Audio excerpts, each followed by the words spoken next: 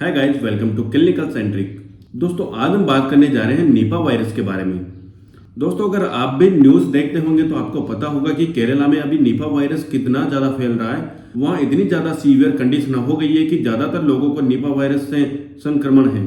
और केरला के अलावा देश के बहुत सारे हिस्सों में भी निपा वायरस फैल चुका है, यानी कि एक आपदा बन चुका है निपा वायरस।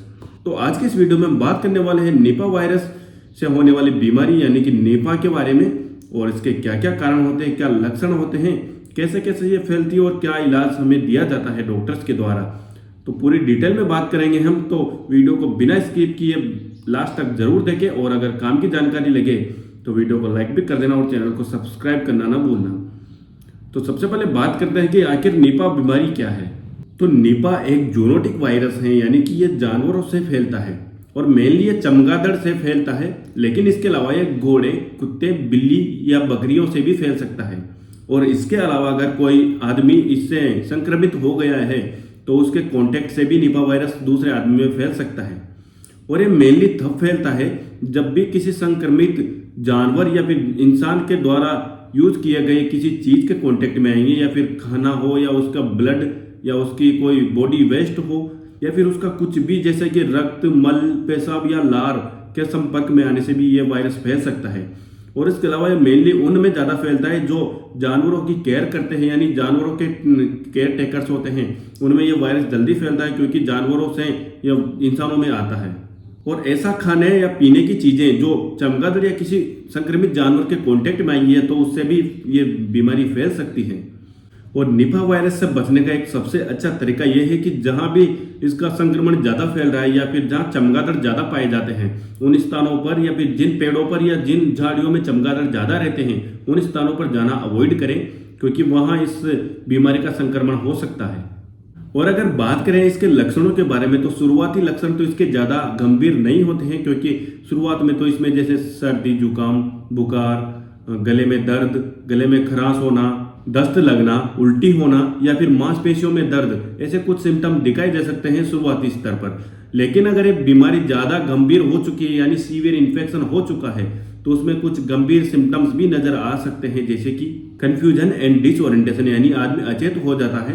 इसके अलावा स्लर्ड स्पीच, यानी बोलने में भी उसको दिक्कत आती है।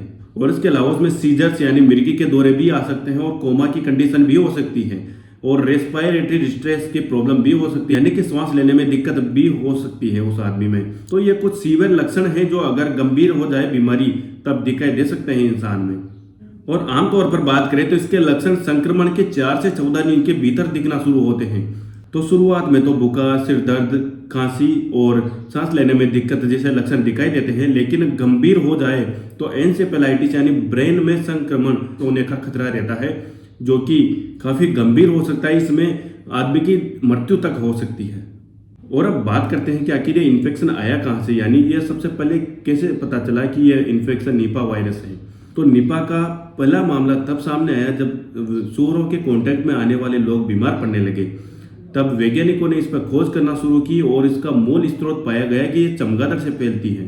तो चमगादड़ के कांटेक्ट में आने वाले सूअरों में ये ट्रांसमिट हो गई है, और जब सूअरों के कांटेक्ट में या सूअरों के किसी भी फ्लूइड के कांटेक्ट में जब वो इंसान आए तो इंसानों में ये फैल गया। और फिर जो इन्फेक्टेड इंसान थे उनके कांटेक्ट में दूसरे लोग आए तो उनमें भी फैलता चला गया। इस तरह इसके केसेस बहुत सारे बढ़ते गए। ये सिर्फ इंडिया में ही नहीं बल्कि वर्ल्ड वाइड काफ़ी गंभीर बीमारी है। और इसके इंडिया में तो केस कम है, लेकिन वर्ल्ड वाइड देखें तो इसके केस दूसरे देशों में बहुत ज़्यादा फैलता है। और अगर आगे बात करें कि इसको डायग्नोस कैसे किया जाता है तो इसके डायग्नोसिस के लिए कुछ टेस्ट किए जाते हैं, जैसे कि थ्रोट या नेजल स्वैब लिया जाता है, जो कि लैब में देखा जाता है कि ये वायरस निपा वायरस ही है या नहीं, या फिर CSF फ्लूइड लिया जाएगा, या फिर मूत्र या फिर खून का सैंपल्स लिए जाते हैं जिनके द्वारा डायग्नोसिस किया जाता है इस बीमारी को। तो इस तरह इसका डायग्नोसिस किया जाता है, और एक बार कंफर्म हो जाए कि इसे निपा वायरस से संक्रमण है तो कुछ ट्रीटमेंट ऑप्शन दिए जाते हैं, जैसे कि पर्याप्त मात्रा में पानी पीना है, पर्याप्त मात्रा में रेस्ट करना है, और अगर बुखार या दर्द की शिकायत है तो आपको एसिटामिनोफेन यानी कि पैरासीटामोल टेबलेट लेनी है। और अगर सांस लेने में दिक्कत है तो आपको नेबुलाइजर या इनहेलर का यूज करना है। और इसके अलावा आपको अगर सीजर्स की प्रॉब्लम है तो एंटी सीजर ड्रग्स ले सकते हैं डॉक्टर के सजेशन अनुसार। तो ये तो पॉसिबल इलाज हो गया, लेकिन अगर बात करें कि कैसे बचा जा सकता है इस बीमारी से, तो इससे बचने के लिए हम कुछ सावधानियां रख सकते हैं, जैसे कि अपने हाथों को बार बार धोना है। सुअर या ऐसी जगह पर जाएं जहां चमगादड़ ज़्यादा रहते हैं तो उसके कांटेक्ट में आने से बचें और कुछ भी अननेसेसरी चीज़ों को नहीं छुएं। और अगर कांटेक्ट में आ गए हैं तो अच्छे से वॉश कर लें हैंड्स को, और कपड़ों पर अगर कोई दाग लग गया है या उनके कोई फ्लूइड लग गए हैं तो उसको भी अच्छे से वॉश कर लें। और जो लोग पिग फार्मिंग करते हैं यानी सुअर पालते हैं, उनको डिसइंफेक्शन का ध्यान रखना है। टाइम टाइम पर उस एरिया को डिसइंफेक्टेड करता रहना है ताकि उनमें इन्फेक्शन नहीं आए, और अगर आ भी गया है तो इन्फेक्शन खत्म हो जाए वहीं के वहीं, ताकि इंसानों में वो नहीं फैल पाए। इसके अलावा अगर ऐसे इलाकों में रहते हैं जहाँ पेड़ पौधे ज़्यादा हैं और आप फल खाने के ज़्यादा शौकीन हैं, तो ऐसे फलों से परहेज करें जो चमगादड़ के द्वारा काटे हुए हो या फिर किसी पक्षी ने या जानवरों ने काट रखे हो। उन फलों को बिल्कुल भी न खाएं, क्योंकि ये इन्फेक्शियस फ्रूट भी हो सकते हैं, क्योंकि हो सकता है किसी जानवर की या चमगादड़ की लार या फिर कोई फ्लूइड उसमें लगा हुआ हो और उससे इन्फेक्शन अपने ऊपर आ जाए। तो इसलिए जो भी कटे हुए फ्रूट हैं यानी कि किसी जानवर ने खा रखे हैं तो उसको अवॉइड करें, ऐसे फ्रूट का बिल्कुल भी यूज़ ना करें। और इसके अलावा अगर आपके आसपास या किसी हॉस्पिटल में आपको ऐसा मरीज दिखता है जो निपा वायरस से संक्रमित है, तो उसके कॉन्टेक्ट में जाना अवॉइड करें। उसके सलाइवा, ब्लड या फिर उसके यूरिन जैसी चीज़ों के कांटेक्ट में आना बिल्कुल अवॉइड करें, क्योंकि इनसे भी ये संक्रमण आप तक आ सकता है और संक्रमित इंसान से हेल्दी इंसान में भी ये फैलता जाएगा और इस तरह बहुत सारे केसेस बढ़ते चले जाएंगे। और अगर आप कोई हॉस्पिटल में काम करते हैं यानी कि आप नर्सिंग ऑफिसर हैं या कोई डॉक्टर हैं और आपको ऐसे आदमी की केयर करनी पड़ रही है जो निपा वायरस से इन्फेक्टेड हैं, तो आपको कुछ चीज़ों का ध्यान रखना है, जैसे पीपीई किट का यूज करना है, मेडिकल ग्लोव्स का यूज करना है और फुल कवरेज रखना है अपन को, ताकि कोई भी इन्फेक्शन अपने ऊपर ना आ पाए। इसके अलावा उस आदमी को बिल्कुल आइसोलेशन कर देना है, यानी दूसरे आदमियों के कांटेक्ट में नहीं रखना है। और साथ में मेडिकल या सर्जिकल मास्क का यूज करना है और उसके ड्रॉपलेट से भी कोई खतरा ना हो, इसलिए उससे पर्याप्त दूरी बना कर रखें। तो दोस्तों ये कुछ सावधानियाँ थी जो निपा वायरस से बचा सकती है आपको। हालांकि अभी ज़्यादातर इलाकों में निपा वायरस नहीं है, लेकिन हो सकता है जैसे कोरोना फैला वैसे कि वैसे ये निपा वायरस भी फैलता चला जाए दूसरी सिटीज से, तो गाँवों तक भी आ सकता है।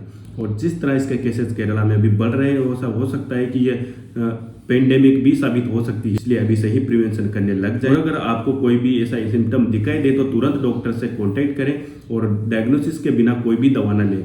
और एंटीबायोटिक का बिल्कुल भी यूज़ न करें बिना डॉक्टर से पूछे, क्योंकि जरूरी नहीं है कि हर बीमारी में एंटीबायोटिक देनी ही पड़े। कई बीमारियों में सिम्टोमेटिक ट्रीटमेंट से भी काम हो जाता है, और अगर ज़रूरत पड़ी तो डॉक्टर के कहे अनुसार ही आपको एंटीबायोटिक्स लेनी है। तो दोस्तों ये निपा वायरस के बारे में संपूर्ण जानकारी थी। आशा करते हैं आपको कुछ काम की जानकारी लगी होगी, और अगर अच्छी लगी है तो वीडियो को लाइक कर दें, चैनल को सब्सक्राइब कर दें। मिलते हैं नेक्स्ट वीडियो में एक नए एक्साइटिंग टॉपिक के साथ और इसी कुछ काम की जानकारियों के साथ। तब तक के लिए जय हिंद, जय भारत, धन्यवाद दोस्तों।